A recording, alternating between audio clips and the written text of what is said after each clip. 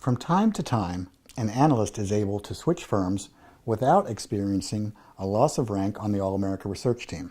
Francois Trahan left Wolf Trahan and Company earlier this year to start his own research operation, Cornerstone Macro.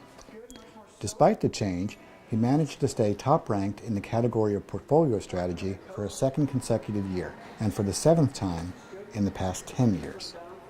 What's bad for emerging markets is good for the U.S. because typically a slowdown in emerging markets means lower commodity prices around the world and lower inflation.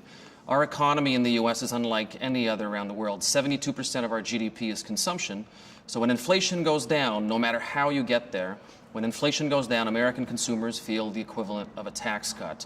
And so when we get commodity prices to come down, everybody feels it very quickly, and so it creates disposable income. So slowdown in emerging markets usually is a good thing for the U.S., and that's just because of the makeup of our GDP. The environment for U.S. small caps is fantastic. It's largely a reflection of the environment for the U.S. economy. When you look at leading indicators of the U.S. economy today, they are as good as they have been since the downturn of '08. We have the NHB index sitting at an 8-year high, the ISM sitting at a 2-year high, consumer confidence sitting at a 5-year high. So the outlook for the U.S. hasn't looked this good in many, many years. I would argue because of lower inflation.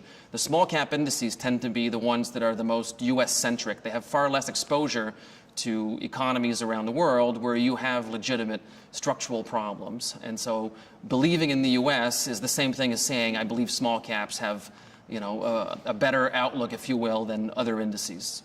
Consumer spending depends on a lot of things, but consumer sentiment is a leading indicator of consumer spending, and so it tends to follow. Now we know leading indicators are up a lot in the U.S., and that means the coincident data points of growth are about to do the same. So in the fourth quarter, we're going to see retail sales, GDP, industrial production, the more coincident data points start to improve, and that means we're going to create a lot more jobs. So when we look at the job data right now, it is pretty bifurcated. If you look at the jobs created by small companies today, it's actually sitting at an all-time high. It's different for very large corporations, but most of the jobs are being created by smaller companies. So the best leading indicator for small cap employment is the NFIB employment index. And that just soared to a cycle high last month. And so I think in the fourth quarter, people will be surprised by how many jobs this economy can create. Now, that slowdown in inflation really comes from developments taking place abroad. It's the slowdown in China.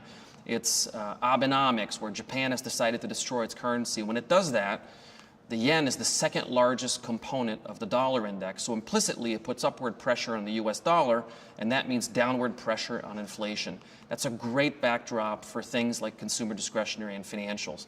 I think those two sectors offer the best risk reward right now.